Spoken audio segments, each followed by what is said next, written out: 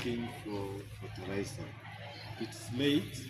The process of procurement took long.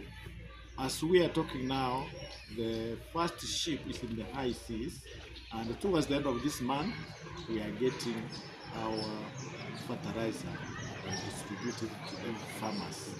And the person who has been talking here is Maxwell Magoma, the chairman of Nyamaji Tea Factory, and Obino Richard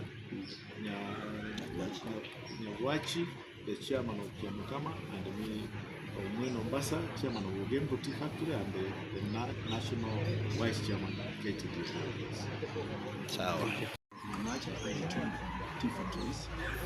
We are here today wanting to explain to our farmers why the bonus came in that system it came in. This was because of the market. The areas whereby our tea was being bought had a lot of problems. There were geopolitical issues which caused this problem, like Sudan, which has been buying a lot, actually is the third strongest buyer, moved away. You understand what happened when they came to Kenya? There was a parallel party which came to form another government within. So the one which was within Sudan itself, they moved away. Then there was also this problem of the exchange rate. Our currency has grown to be very strong against the dollar, and we are export oriented. The dollar used to go at 160, but now it came down to 130. We lost 30 dollars. The markets shrinked, and because of that, we could not be able to achieve good money, which we could be able to give to our farmers. Nevertheless, we are saying now the markets are opening up now, and we are saying farmers should not be misled by politicians who are interested to have positions by telling them that the best thing they need to do is to uproot the cash flow. So, in this narrative, it will not help a poor farmer. We are talking of money which a farmer normally gets at the end of the month. If now you are saying we uproot that, the farmer will not be able to get that kind of money. And there is no way you can be able to govern an hungry person, since that is the only cash crop which we do have. We have had cases before whereby we had Barretram, we had this machungwa, this, what do you call it? Yeah, the coffee and oranges. Yeah. Or no, the avocado. Yeah. People came up and misled our farmers, and they did uproot that. Later, the market has just come out, has sprung out. So this is the same issue which people are trying to spread. And we are saying, farmers, please do not. Whoever is telling you this has a certain place where him or her gets his monthly or well-being from. You have your own well-being from the farming of the tea. So if somebody tells you to uproot it, where are you going to go? We are in the process again, planning to increase the monthly payments for our farmers, to encourage them to stay in the farms. Because what is important is what the farmer gets to his pocket. There is hope. And we are working on that. We are also creating a cash flow issue within our factories. And that's why we decided not to go for borrowing. Or what we did, we gave the farmers what we had, as poor as it was, so that we can be able to manage our cash flow. Thereafter, we look at it and start now changing the monthly payments with a view of increasing it, and the farmers will be okay. So what are we saying? Farming of tea is good.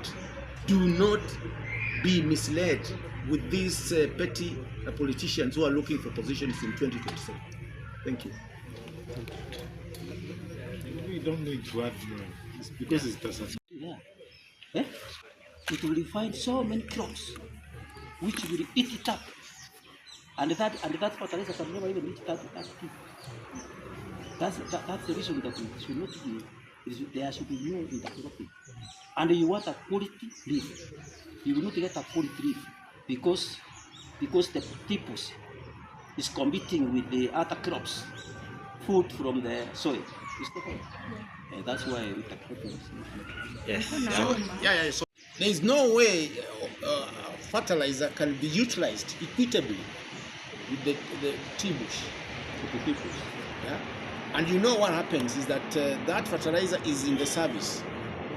More of it goes to maybe the roots of maize or vegetables or bananas, all those trees. That is an issue which requires extension services.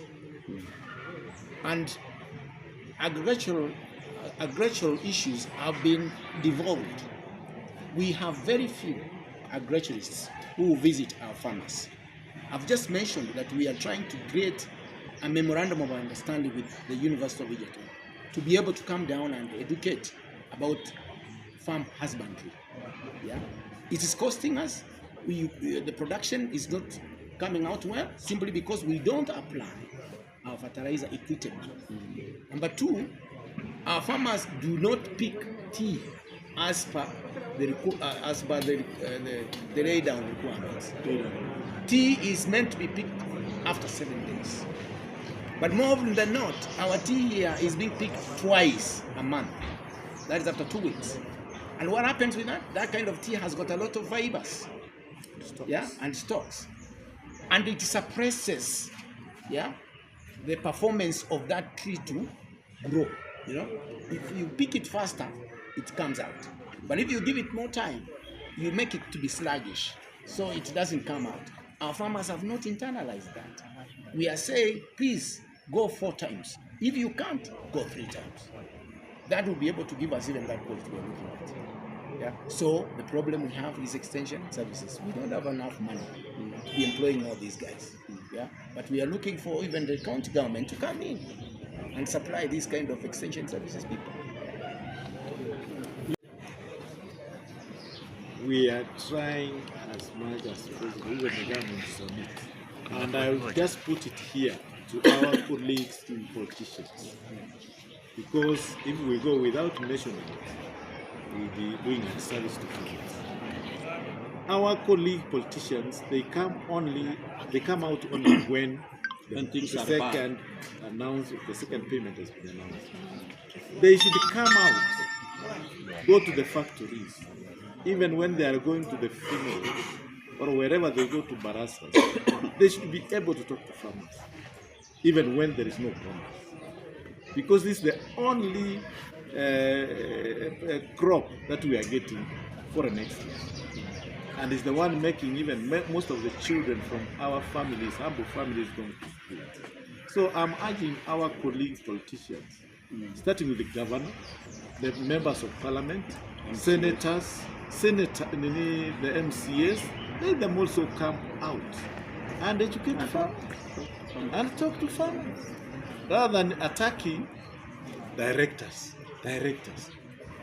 We are there as also politicians of tea, but they should be able to come and also assist us in talking to our farmers. And most of the conferences we have had in other areas like Kericho, going to Meru, we will urge our politicians not to just stay out. We have a sister called Governor Barile from Embu. I have to mention her. She is always there. We have politicians from Kericho. They are always there. But our politicians from Kisi land, they are not interested, apart from Mogeni, from Nyamira, who normally comes, and there is Cherusa. But others, nobody talks about it. They don't appear, even if they are invited. We kindly ask them to come out. This is the only productive crop we have. So kindly, our colleague politicians, I'm urging you, come out, attend the conferences, come out, call us, ask us what's happening. We give you the insight of what's happening. Then when you talk to farmers, you are able to say what's happening. Thank you. We've had cases whereby they do blind testing. You find that the Kiamokama tea comes one, and then the tea from the east goes last. You get? Now, this is the biggest issue we are fighting since we came in, and I want to support my vice chair that we are moving towards eradicating that problem. That's why we are not getting proper prices. Yeah, simply because there is some cheating. We should admit, but that is coming out, and we are working on it. The government is assisting us. Very soon, at least even us will come out of it. In fact, we are even thinking of coming up with another buying center at Kericho, yeah, to be able to take care of the western region, and that will be able to give money to the pockets of the farmers. Once all our farmers have realized that they should produce good tea, good quality tea.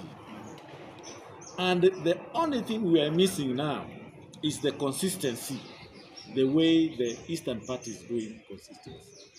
If our farmers, the way they have started, they get this consistency going on, we'll be in